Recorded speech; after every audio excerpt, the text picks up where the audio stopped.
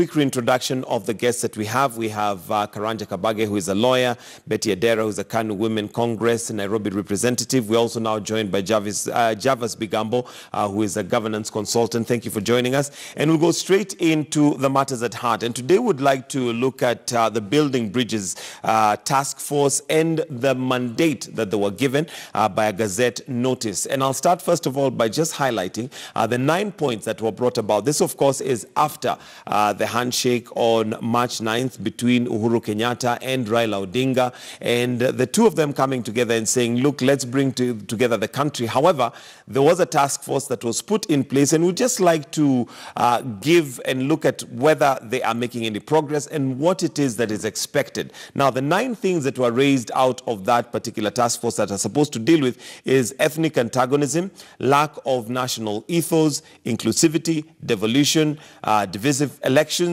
security, corruption, shared prosperity, and responsibility. Now, the reason why this becomes an important discussion to have at this point in time is because right now there's some form of sobriety when it comes to the political atmosphere. And as a result, we should be looking at some of those things now so that we resolve them. And let me start with you, Betty, on, first of all, your thoughts on whether you feel that the Building Bridges Initiative, or rather the Building Bridges Task Force, is on course, and if you feel the effect in terms of resolving some of those things. We don't want to be seated here come 2022 and we're talking about the same issues that we've had all along. You're right, Michael, in saying that we want to see action, we want to see progress, and we want every Kenyan to feel part of that Building Bridges initiative and to feel the impact of it.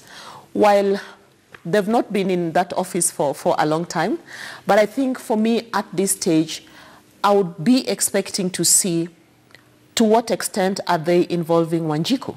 Because all those things that you've highlighted that are within their mandate to achieve is for who?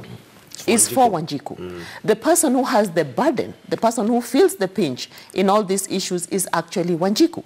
To what extent has Wanjiku been involved, and what are the plans that they have for every Kenyan, to participate meaningfully in this process? So for me, I think the time is right, as you correctly say. We are relatively, quiet and calm now, and I think this is the time to have that sober conversation about these issues that have been touchy, to our nation since, in independence. And for me, I think the initiative in itself is one that I applaud. I mean, it was a high time we had such a thing. And I actually acknowledge, the president and Baba, for coming together to put this. But we need now to see much, much more than just a task force formed. We need to see much, much more than just frameworks on paper. For me, I want to see action. And I want to see Kenyans, Mama Mbogas being part of this process so that their voices are also heard. Javas, do you feel that the bridge has begun taking form and shape for us to ensure that we cross from where we were to where we should be? Well, thank you so much. First, in the spur of the moment, the wisdom of establishing such a task force was intended to put in place or establish architects of a new nation, a new imagination, a new thinking that would make us shift from where we used to be, the kind of political antagonism that was there, to a new kind of land. But I'm quick to add that that task force, together with nearly all of us Kenyans, have begun to lose the point already. I agree with what Betty has said, that that task force is supposed to engage nationally and engage every citizen of this country. But is it doing so? Why is it that the task force seems to be dragging its feet on the issues that it's mandated?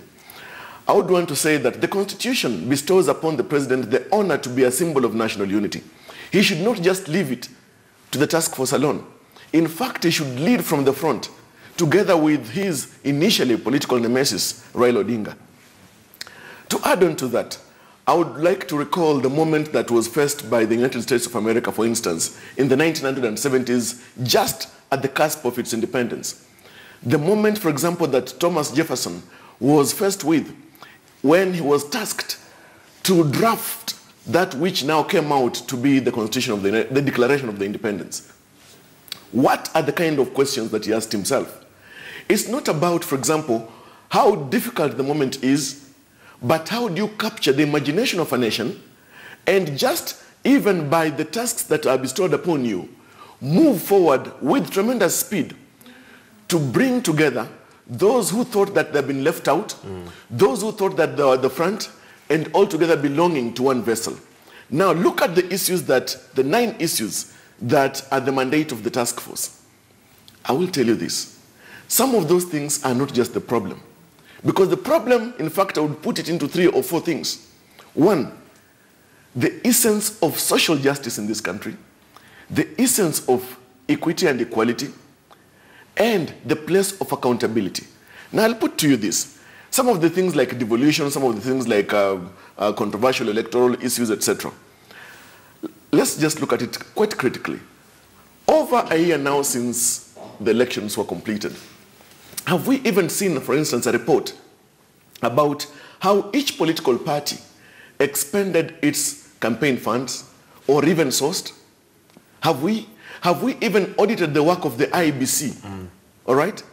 And asked ourselves, to what extent were they successful to expending the billions of shillings that was granted unto them? The other thing is this. We have said that this task force, while the duty that it has is very enormous and very significant, why is it that it is taking, and forgive me for this, a rather armchair academic approach? Because if they go on like this, pardon me, bro, okay, we are likely to see ourselves facing a 2022 moment, bedeviled by the same issues that have faced this country, election after election, period after period, season after season. All right, Karanja Kabage, do you feel, or do you agree with Javas that they're dragging their feet, and as a result, we risk running out of time which is essential, that cannot be drawn back? It's a non-renewable resource, time, and it is critical time. Do they need to be acting faster? Do you feel they're already on course in terms of building those bridges? March 9th will go down in the annals of history as that unique moment when the mind, the soul, and the body of Kenya came together. We may underestimate what it meant that when the Prime Minister and the President shook hands. But I think for me, who I can claim I'm older than any one of you here, I can look at the history of our country from a much longer perspective, and maybe taking even a mental flight, looking at many years ahead. This was a very important moment in our life. But I will say this. 1, constituting an institutional framework called Building Bridges Initiative is a very important piece of the architecture of dealing with matters that are within the 9-point position. But if I was to narrow down, the key challenge of this country is one word only: corruption. Corruption. Because anything else can be dealt within that. Whether you talk about how the IBC conducts itself, the allegations surround the issue of corruption. Whether you talk about inclusivity, the same thing. When you talk about devolution, the same thing. Whatever you talk about. And I would say that on the 24th and 25th of last month, a national conference on anti-corruption convention took place. And I was very happy when there was unison of thought between former Prime Minister and the President of our Republic, and talking about the real cancer in this country. Corruption. So if we are able as a nation, forget, I don't mind that the building bridges can continue doing its work. But the war that is on today of reining in the issue of corruption as a drug in this country, if that is really dealt with, let me tell you, a lot of things will fall in place. All right, and I can see Javas disagreeing or shaking his head. Are you in agreement or? Let me. No, look, the good elder here is well spoken, and in fact his reflections are quite prudent. But let's face it, while we may laud the conference that was there last month, we need no conferences in this country right now when it comes to matters of corruption. We have got institutions in this country. Why is it that we want to have corruptions and workshops when we are stifling the work or the responsibilities of these great institutions? We don't need that. The other thing is this, and I agree with the good elder, that it's about corruption. It goes back to the issue of accountability. To what extent now? Let's point clear pictures here. The president is on record having said, for instance, that social lifestyle audit will be conducted. Has it been done?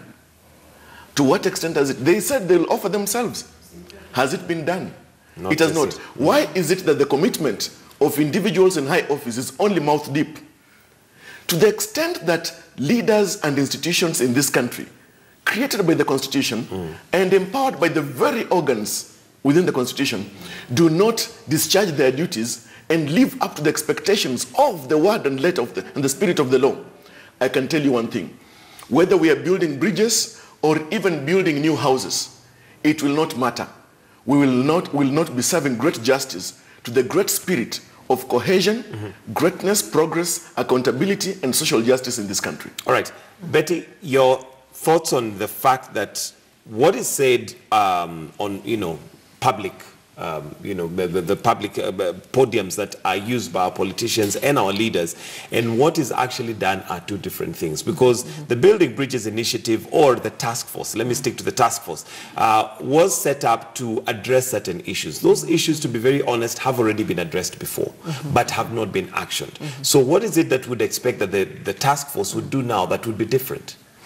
For me, I would be a lot happier if I see the task force adopting an approach of what can we do differently. All right? As you correctly said, a lot has been done in conferences, in workshops. Policy papers are there, institutions are there, but the same diseases that ill us as Kenyans, actually continue to be even bigger. Lack of respect for rule of law, lack of integrity, from at all levels. Corruption, is everywhere. And these are things that are becoming more rhetorical than practical in seeking solutions. And for me, I think the problems of Kenya belong to Kenyans.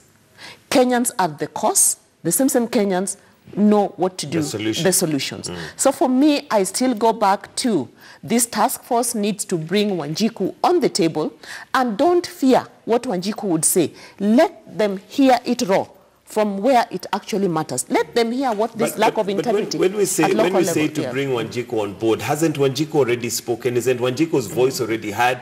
But implementation becomes a problem. How many institutions do we have, for instance, to deal with what Karanja Kabage is talking about, corruption? There are so many institutions, but do we see any action? It seems to just fall on their feet. We don't, and allow me just to add on to something. When we say we've done public participation, often when you look down to who was this public, it also becomes questionable. Is it that right person who needed to come to the table? Or are they people who are already on your side, who will come in the name of public participation and just ratify something that you've already documented? Okay. Just one last point is, for me, I also thought that the 9 points were actually critical for this country, but too big for this 14-man task force to chew in the next 3 years. For me, I would have been happier if they just zeroed it down to 1 or 2 things that they would move with up to the very end. And for me, the first one would just be the 2 things that the gentlemen have said. 1, fight on corruption. And 2, negative ethnicity. And of course, to embody it all is the whole issue of integrity and rule of law. For me, if they tackle those, all the other 9, 8, 7 will sort of just fall in place. Karanja Kabage. Wanjiku is synonymous to public participation. However, from my point of view, what remains to be done is for the institutions charged with the mandate of doing their job to do the job. And I believe if we are going to slay the dragon called corruption, impunity must be consigned to history.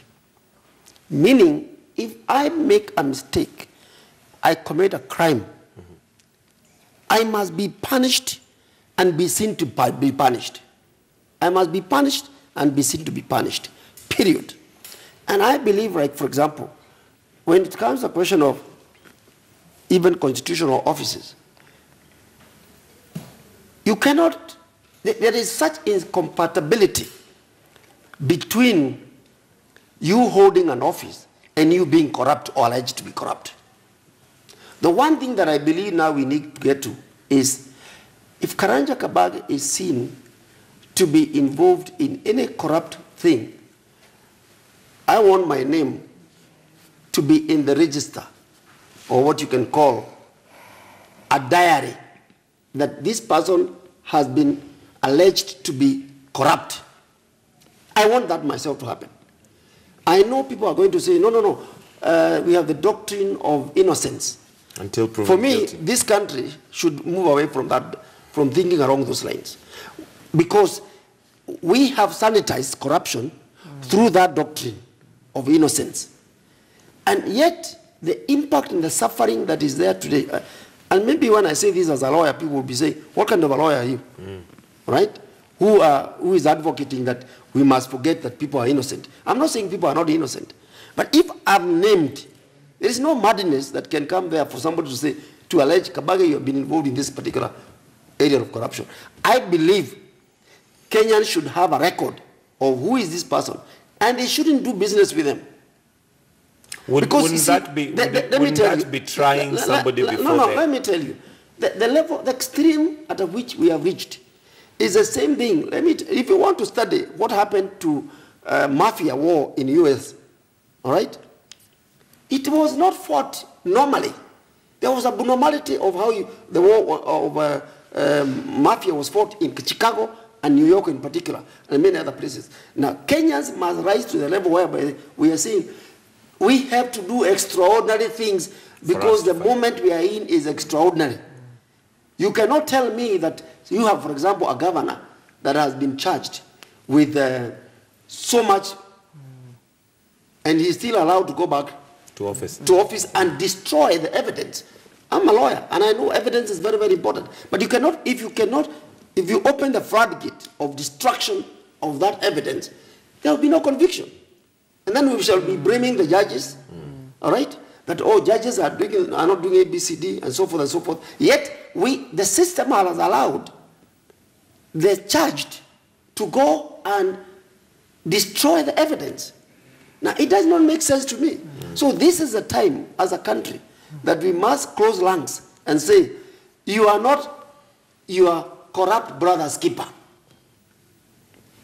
You are one who should be able to be saying, it doesn't matter even if you're my brother and you are corrupt. If you're corrupt, then we would have to part ways. We have to do that because we have reached a stage where the corruption has become a national cancer. Do we want to aid to die?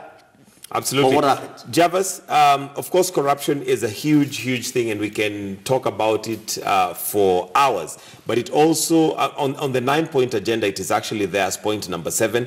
But we also have point number 2, which is lack of national ethos. But when we look at the Constitution, it is not because we do not have laws that govern us to ensure that those things do not continue being perpetuated, but it still continues. So something has to shift.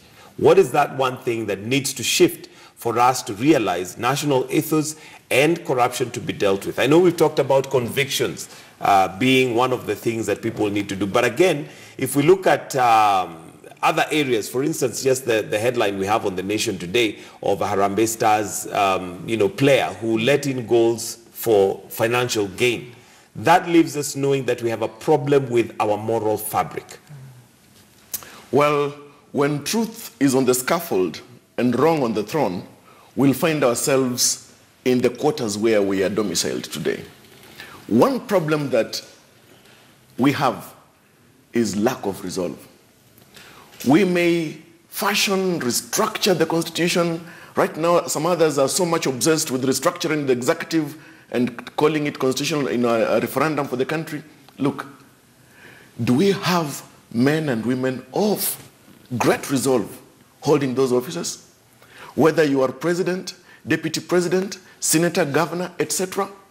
Why is it, for example, that Parliament would threaten the budgetary allocation of an institution that wants to ask critical questions about the conduct and the behavior of the parliamentarians? Why is it, for example, that you and I and a couple of other citizens are afraid to ask the president critical questions because he comes from my tribe, or the deputy president comes from my tribe, or this governor comes from my tribe?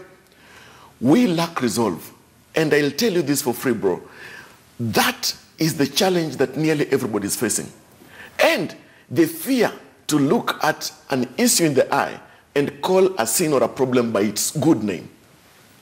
Look, today, if Parliament were to do, and here we're talking about the National Assembly and the Senate, were to do that which is anticipated of those two institutions by the Constitution, if the president would decide for once that he'll not consider anything friendship, etc., and whatnot, no compromise, and discharge his duties, if every policeman and woman would elect to take a firm position when it comes to maybe looking at issues of investigation and inquiries whatsoever, and have critical evidence adduced before the courts, convictions will be secured. We'll not have half-baked evidence taken to the courts, and then in the end we say that look at what the judiciary is doing unto us, not rendering convictions. So we seem to be going round in circles. I mean, exactly. We seem to be just and that's why revolving. The thing is this: if whether you are looking at a man in a house, in a home, if that man would live up to his expectations as a husband, a wife live up to her expectations as a wife and a mother, and every child as well, wouldn't that home be admirable? The same thing it is within a country. Let each person play the roles bestowed unto them by the Constitution, for example, and other enabling legislation. Okay. Betty, evidently, we are not about to see everybody do their part as per the Constitution, because if it's the Constitution, we have it. If it is laws, we have them. If it is law enforcers, we have them. But something has to shift. Do we need to go maybe Karanja Kabage's way, where we say that this is what the law says? However, we need to not go against the law, but we need to look for extraordinary ways of dealing with certain things. For instance, corruption. We have leaders who have come out openly and blatantly against the law, making statements that are polarizing, yet today they're scot-free. You know, like last year, I went to Dubai with my sons, and just talking to the common mwananchi there, I learned that you can leave your shop door open overnight, you'll come back the following day, you will find it the way you left it. You can get into a cab. The cab driver definitely is seeing you're a foreigner, but he will still charge you what it is that he would charge. The correct amount. And I asked the question, why are you guys like this? And what they told me was that while they are an Islamic state, and of course they practice that Sharia law, the point is the punishment for doing wrong is so heavy in that country that no one even dares. You steal, anyone is allowed to cut your hand on the road, pop, it's gone. You're found doing something wrong, anyone is allowed to cut your leg, pop, it's gone. And no one wants to live without a hand. So I'm thinking back to us here. Like Wakili says, the extraordinary thing that we need to do is, for me, I think we need to remove all this cloth of human rights, all this cloth of, you're innocent before until you're proven guilty. But we become a... Yes, I'm getting there. Remember, we're talking about extraordinary measures. Except we do something out of the ordinary, we will be here day in, day out talking about the same thing. What I mean is, the kind of tough punishments that we may want to see happening is, first and foremost, just that there is a suspicion or an allegation that has been made formally against you touching on a corruption issue. step out of that office and step out and stay away as the process goes on. That is number one. No one in position of power wants to be seen, out in the street. Secondly, can we see these monies brought back? Can we see the properties that you bought, you acquired because of this corrupt money, being seized and taken, back to government? Can we see your accounts outside of the country, being frozen and brought back, and you being brought down to nothing? So if we see even one example of such a thing happening all the way through and also very quickly, then I think that will shock, our fabric as a nation and tell ourselves, hey, I'm not going to steal that chicken, but I'm also not going to take advantage of the position I hold, in power to do something that will deny someone else a service that they need to. All right, and we'll need to wind up in a bit. I take exception. If we want to be diametrically opposed to the doctrines of the rule of law itself, the culture and the practice of it. Look, if we want to get it right, let us get it right, even by the practice of the law. And while there is the view by my fellow panelists that we need to depart from, say, the provisions of certain provisions of the law and fundamentals, like the question of being innocent until proven guilty. Being innocent until the law, by its nature, finds you guilty. Look, if we must be a nation of the rule of law, it also goes to questions of practice. Let me give a living example. Go around this country or around this city.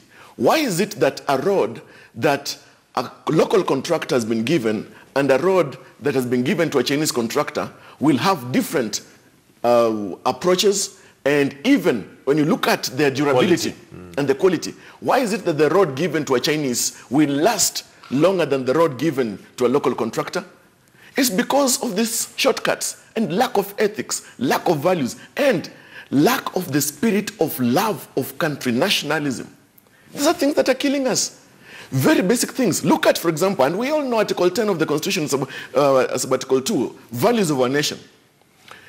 Right from the leadership of this country to the common citizen, who is it that we can say really values and appreciates and recognizes those values that the Constitution upholds? provides. All right, and I'm going to have to pose you, Javas, because we need to wind up. I'll need your closing comments. But the question that I'd want to pose to all of you, and I'll start with you, Karanja Kabage, what is that one thing that needs to shift? Must we become a country that maybe somehow has a blind spot to some of the laws, because those same laws that we're talking about that somebody should step aside is the same law somebody goes to court and says, as per the law, I am innocent until proven guilty, and as a result, nothing should remove me from office when I have not been convicted. But what's the one thing that needs to shift so that we see that change? Well, I think practice informs what should happen. Yes, the Constitution, when it was promulgated, it had those very lofty human rights as provided for under Chapter 4 of the Bill of Rights. However, now that we have been able to practice those laws, I think we need to come up with some amendment. Earlier on in our discussion, you talked about Akasha. They were arrested here. They went to the US. They have never left the jail up to now. They have never. Are we more human rights conscious than the Americans? There, once you commit a crime, the law is not very friendly, I can tell you that. They will go after you in every which way. But in this country, we have now got this constitution, and I agree with my brother, we need the due process and the rule of law. But it is not serving us. It's not serving us. So do we go against the law? No, not go against it. No. We must amend it.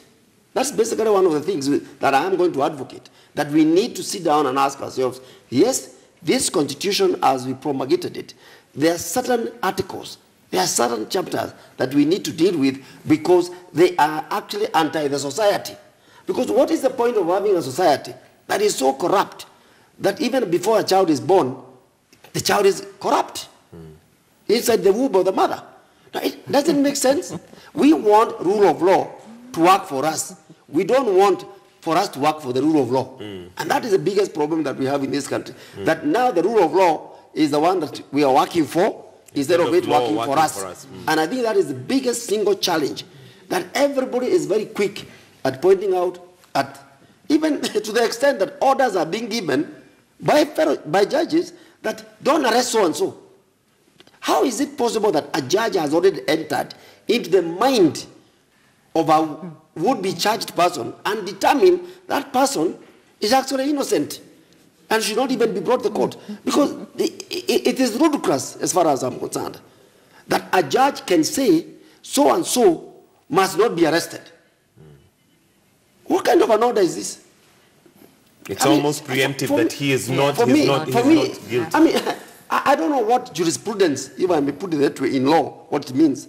When you say a prosecutor cannot bring an accused person, let the person come there, listen to the issues, the pleadings, and make determination that this person is being charged wrongly. But you cannot issue a preemptive order that they should not be arrested. That they should not be arrested. All right.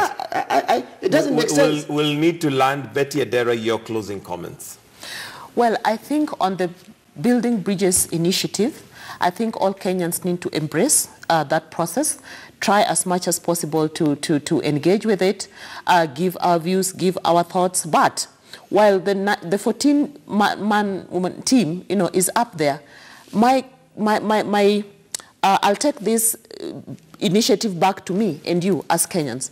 What bridges are you building in your workplace? What bridges are you building, where you live with your neighbors, where you do your business? What bridges are you building with your children, with your parents, and with everybody? Because again, except it starts, like done right there, the national, task force might not achieve what it is that we want them to achieve within the shortest term possible. But back to the task force itself, please make a point very, very soon and urgently to engage, public participation as much as possible and move around this country and hear whatever issues that these people have.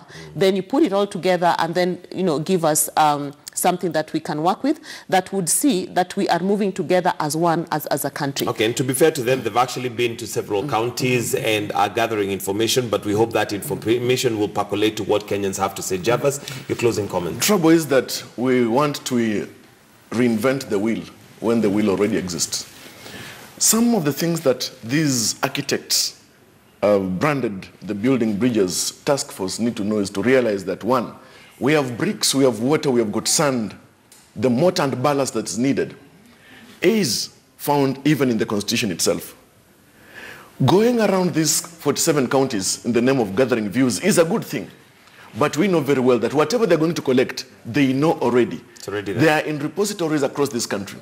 Let each citizen lift their sights to the greatest ideals of integrity and justice. If we do that and appreciate that even in the pursuit of happiness and in the recognition that this country to become better, not only for ourselves, but even for those who will come after us, it takes us standing firm and appreciating that beyond the fact that we're not going to relive this moment again, that there will be no day such as this again. To what extent are we lending unto ourselves and even those who will read about us that when that opportunity fell upon our laps to make a nation proud by serving it, we did exactly that which was provided for in law and that which was called for by integrity. Thank you very much, Javas Bigambo, governance consultant, Betty Adera, KANU Women Congress representative, and Karanja Kabage, who is a lawyer. Thank you very much for joining us this morning on Political Point. That brings us to just about 6 minutes to 8 o'clock, and we take a short break, but do stay with us right here on Morning Express. We continue after the break.